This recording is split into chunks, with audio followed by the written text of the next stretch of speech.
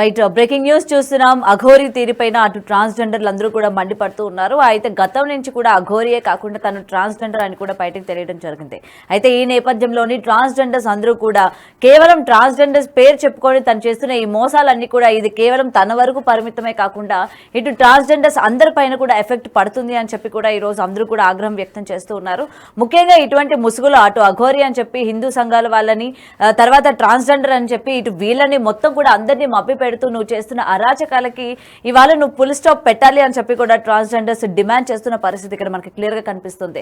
అయితే ఏదైతే చేస్తూ ఉన్నాడో నిన్న జరిగిన ఆ పెళ్లి గురించి కూడా ఇటు హిందూ సంఘాలు ముఖ్యంగా అతను వేసుకున్న వస్త్రం తీసేసి అలాగే మెడలో ఉన్న రుద్రాక్షలు తీసేసి నీకు నచ్చినట్టు ఊరేగు, నీకు నచ్చినట్టు చేయి, అంతేకాని ఇటు దేవుణ్ణి అడ్డం పెట్టుకొని లేకపోతే ట్రాన్స్జెండర్ ఎందుకంటే తను తన అంగాన్ని అర్పించాను అని చెప్పాడు కాబట్టి ఇక్కడ తను ఒక ట్రాన్స్జెండర్ లెక్కే వస్తారు. అండ్ గతంలో తన పేరు పింకీ అన్న విషయం కూడా క్లియర్ గా కొంతమంది ట్రాన్స్జెండర్స్ బయటకు వచ్చి చెప్పిన పరిస్థితి కూడా ఉంది. మరి ఇలాంటి పనులు నువ్వు ఇలాంటి ముసుగులు వేసుకొని చేయడం అనేది ఎంతవరకు కరెక్ట్ కాదు. నువ్వు ఒకవేళ ఒక అమ్మాయిని పెళ్లే చేసుకోవాలనుకుంటే నీకు ఈ కోరికలు ఉన్నాయి, లేకపోతే నేను దీనికి సంబంధించిన వాడిని అని చెప్పి క్లియర్ గా నువ్వు బయటకు వచ్చి ఇలాంటి వికృత చేష్టలన్నీ కూడా చేయి. కానీ ఇటువంటి దేవుడి పేరు చెప్పి లేకపోతే ట్రాన్స్జెండర్స్ పేరు చెప్పి మళ్ళీ ఒక ముసుగులో నువ్వు ఇలాంటి మోసాలన్నీ చేయడం వల్ల రేపటి నుంచి హిందువుల గురించి ఎవరైనా మాట్లాడాలన్నా లేకపోతే ట్రాన్స్జెండర్స్ గురించి ఎవరైనా మాట్లాడాలన్నా సరే అందరూ కూడా తిట్టుకునే పరిస్థితి నువ్వు ఈ రోజు తీసుకొచ్చావని చెప్పి కూడా పలు ట్రాన్స్జెండర్స్ ఇవాళ ఆగ్రహం వ్యక్తం చేస్తున్నారు. మరి ఇదే అంశం పైన మాట్లాడదాం. ఇవాళ మనతో పాటు లైవ్ లో జాయిన్ అవుతున్నారు ముఖ్యంగా లైలా గారు. రైట్, ట్రాన్స్జెండర్స్ నుంచి కమ్యూనిటీ నుంచి ఆవిడ రిప్రజెంట్ చేస్తూ ఉన్నారు. లైలా గారు నమస్తే అండి. వాయిస్ వినిపిస్తుందా అండి? నమస్తే అండి. రైట్, అఘోరి శ్రీనివాస్ చేసిన పనికి ముఖ్యంగా ఇటు ట్రాన్స్జెండర్స్ మీరు ఏ విధంగా చూస్తున్నారు? ముందు నుంచి కూడా మీరు అందరూ కూడా ఫైట్ చేస్తూ ఉన్నారు. తను చేస్తున్న పనులన్నీ కూడా దేవుడి పేరు అడ్డం పెట్టుకొని సనాతన ధర్మం అని చెప్పడం కావచ్చు, అండ్ ఇవాళ ఇలా ఒక ట్రాన్స్జెండర్ ఒక అమ్మాయిని పెళ్లి చేసుకోవడం, దీన్ని మీరు ఏ విధంగా సమర్థిస్తారు?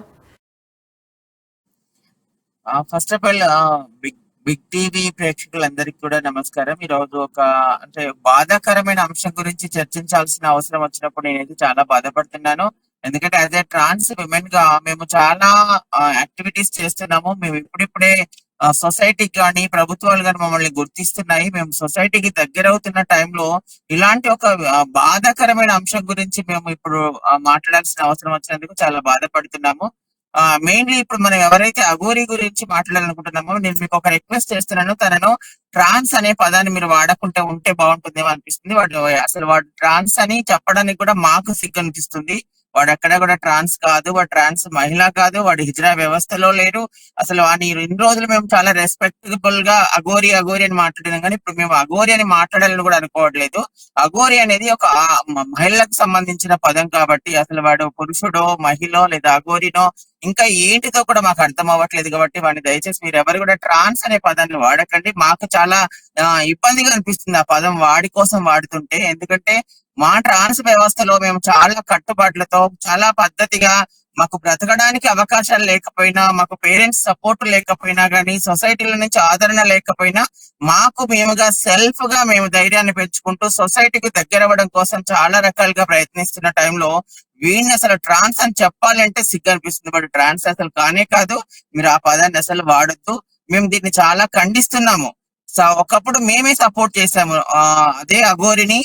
మీడియా వాళ్ళు వేరుగా ప్రశ్నలు ఇస్తున్నప్పుడు, ప్రశ్నలతో తనను బాధ పెడుతున్నప్పుడు మేమే తనని సపోర్టివ్ గా వాయిస్, మెయిన్లీ నేనైతే సపోర్టివ్ గా వాయిస్ చేశాను.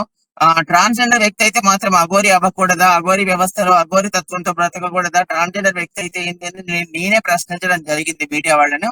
కానీ ఇప్పుడు నేను అది అసలు ఎందుకు చేశానో అనిపిస్తుంది ఇది తన యాక్టివిటీస్ అన్ని చూస్తుంటే. ఎందుకంటే గతంలో చాలా మంది తను శ్మశానంలో పూజలు చేసిన కావచ్చు, లేకపోతే ప్రభుత్వానికి నేను ప్రశ్నిస్తాను, ఆడపిల్లల భద్రత కోసం నేను వచ్చాను అని చెప్పి మాట్లాడుతున్నప్పుడు రైట్, మీరు చెప్పింది నిజమే. మీరందరూ కూడా తనకి సపోర్ట్ గా నిలబడ్డారు. మీడియా అంతా ఒకవైపు ఉంటే మీరందరూ ఒకవైపు ఉండి తనకి సపోర్టివ్ గా మాట్లాడారు. ఈ రోజు ఒకదాని తర్వాత ఒకటి తను చేస్తున్న అన్ని కూడా బయట పడుతూ ఉంటే ఏమనిపిస్తుంది? ముఖ్యంగా డబ్బులు దోచుకోవడం అని చెప్పి, లేకపోతే ఇలాంటి అమ్మాయిల్ని మోసం చేశారని వర్షిణి అనే కాదు, రాధా అని చెప్పి, ఫస్ట్ భార్య అని చెప్పి తను కూడా ఈ రోజు బయటికి రావడం జరిగింది. ఇక్కడ గౌతమి గారు, నేను మళ్ళీ అంటున్నా, వాడి ఏ ఒక్క మాటలో కూడా నిజం లేదు. మొదటి నుంచి గనక మనం చూసుకున్నట్టయితే ఫస్ట్ తను ఒక మహిళను అన్నాడు. నాకు వస్తుందని కూడా ఛానల్లో చెప్పడం జరిగింది. ఆ నెలసరి వచ్చినప్పుడు ఎక్కడ ఉంటావంటే నేను శ్మశాన వాటికలో ఎక్కడో ఉంటాను అని చెప్పాడు. అది పచ్చి అబద్ధము. ఆ తర్వాత చూసుకుంటే తను అసలు భోజనమే చెయ్యను. ఎప్పుడో ఒకసారి వారంలో ఒక రోజు ఎక్కడో శ్మశాన వాటికలో చిన్న డెడ్ బాడీకి సంబంధించిన పీస్ తింటాను అని ఏదో అబద్ధం చెప్పాడు. కానీ ఇప్పుడు ఏదో దున్నపోతులాగా రెగ్యులర్ గా ఏది పడితే అది మెక్కుతూ వంటలు చేస్తూ రకరకాల విన్యాసాలతో ఆల్రెడీ మనం సోషల్ మీడియాలో చూస్తూనే ఉన్నాము. వాడి మాటలలో ఎక్కడ కూడా అసలు నిజం లేదు. ఇప్పుడు ఈ వర్షిని విషయానికి వస్తే కూడా స్టార్టింగ్ లో వర్షిని దగ్గరికి పోయినప్పుడు మీడియాలో వచ్చినప్పుడు వర్షినితో వాడు కానీ వర్షిని వాళ్ళ బ్రదర్ తో కానీ ఏదో కథలు పడుతున్న వీడియోలన్నీ బయటకు వచ్చినప్పుడు అదంతా అబద్ధము. నాకు కూతురు లాంటిది, నా శిష్యురాళ్ళ నేను తల్లిలాగా అని చెప్పుకొని ఆ వర్షిని ఏమో అమ్మ అని పిలిచింది, తనేమో కూతురు అని చెప్పాడు. ఇక్కడ చూసుకుంటేనేమో ఇది ఇప్పుడు భార్య భర్తలతో మళ్ళీ పీఠంగా నడుస్తుంది. ఇది వాడి జీవితమే అబద్ధాలు. అసలు ఊసర వెళ్ళనే పదం కూడా వీనికి వాడకూడదేమో. టైంను బట్టి ఊసర వెళ్ళి రంగులు మారుస్తుంది కానీ వీనికి ఊసర వెళ్ళితో పోల్చిన కానీ ఆ ఊసర వెళ్ళి సిగ్గుపడుతుంది. నిజంగా వీటి సమాజంలో సనాతన ధర్మం కాపాడడం కోసం రాలేదు, ఒక అసలైన ధర్మాన్ని అడ్డదారిలో తీసుకెళ్తున్నాడు. వీడి ధర్మం గురించి మాట్లాడే అర్హత కూడా వీడికి లేదని మేము అంటున్నాము.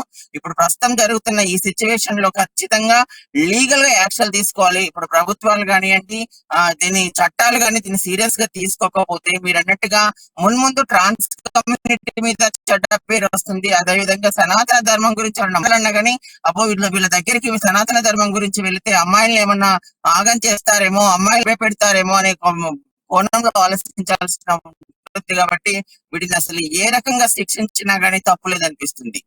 రైట్. ఈ రోజు మీరు చెప్పింది నిజంగా అక్షరాల నిజం అని చెప్పుకోవాలి. ఇవాళ ఇంత మీరు అబద్ధాలు ఆడుతున్నారు అని చెప్పి ప్రశ్నించినా సరే మళ్ళీ సనాతన ధర్మం అని ఇందులో మళ్ళీ ఒక ట్యాగ్ లైన్ తీసుకొచ్చి మళ్ళీ సనాతన ధర్మం అని తను మాట్లాడుతున్నారు. ఈ కార్యసిద్ధి నేను ఏదైతే వచ్చానో అది ఇంకా కంటిన్యూ అవుతూ ఉంటది అని అంటారు. కానీ ఎక్కడ కూడా దాని గురించి పాటు పడినట్టు కాదు కదా, ఒక స్టాండ్ తీసుకున్నట్టు కూడా మనకైతే కనిపించదు. నిజంగా ఈ రోజు మరి అటు వర్షినికి సంబంధించి కూడా వర్షిని కూడా తన్ని సమర్థిస్తూ ఉంది. దీనికి ఏమంటారు మీరు మరి? వర్షిని సంబంధించి తను ఇప్పుడు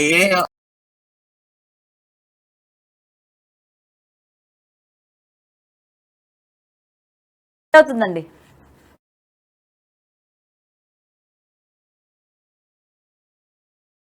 లైలా గారు మీ వాయిస్ కట్ అవుతుంది, ఒకసారి చూసుకోండి. రైట్. అయితే ఇటు ట్రాన్స్జెండర్స్ అందరూ కూడా ఇతను చేస్తున్న తీరు పైన తీవ్రంగా మండిపడుతున్న పరిస్థితి మనకి ఇక్కడ కనిపిస్తుంది. ఎందుకంటే గతం నుంచి కూడా తను అఘోరి దీక్ష తీసుకున్నాను, లేకపోతే చిన్నప్పటి నుంచే తను ఇదే విధంగా ఉన్నా